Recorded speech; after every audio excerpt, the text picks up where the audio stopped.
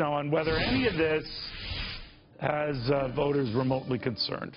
What do you think, Lisa? Good to see you. Well, I think it's good to see you, too. I think the evidence is a little bit inconclusive at this moment. I mean, what the reporter just talked about was some of the complexities regarding Donald Trump's business past and his business dealings, and a lot of the attacks that have been brought to light here just in the past couple of weeks by Mitt Romney and other anti-Trump individuals. So I think it speaks to the complexities, but it's inconclusive to see if this is having an impact or not. Donald Trump had a tough weekend. Ted Cruz had a great weekend. We saw Ted Cruz close the gap in states like Louisiana and Kentucky as well. And, you know, I think today we'll learn a lot more, as we will coming up on March 15th. You know, Donald Trump has been leading in Michigan by double digits. There's not been a ton of polling in states like Idaho and Hawaii. So I think we'll learn a lot more today if these attacks are sticking or not.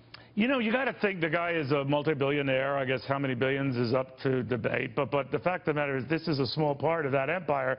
So I'm wondering if it's any different from the media that was picking apart, for example, Mitt Romney's bad investment bets when he was at Bain Capital, and not the successful ones, obviously, that vastly outnumbered the bad ones because he became a very rich guy doing that sort of thing.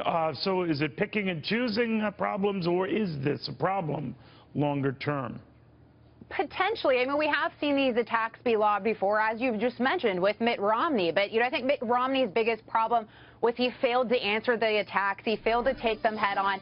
And it ultimately stuck. And also those comments, like the 47% comment, were sort of his undoing in the 2012 election. But, you know, I do think this is sort of a, you know, we'll see a lot of these attacks come if Donald Trump is the eventual nominee. And I think that's the argument that someone like Mitt Romney is trying to point, because while Donald Trump is winning Michigan by double digits, according to the most recent polling, and obviously we'll find out today, if you look at the general election polling, he's losing Michigan to Hillary Clinton by 12 points. Now, that being said, between now and November is a lifetime in politics, so it's to be seen how that, if Donald Trump was to win, how that head-to-head matchup would look. But, you know, I think Mitt Romney's biggest problems was just not confronting it head-on.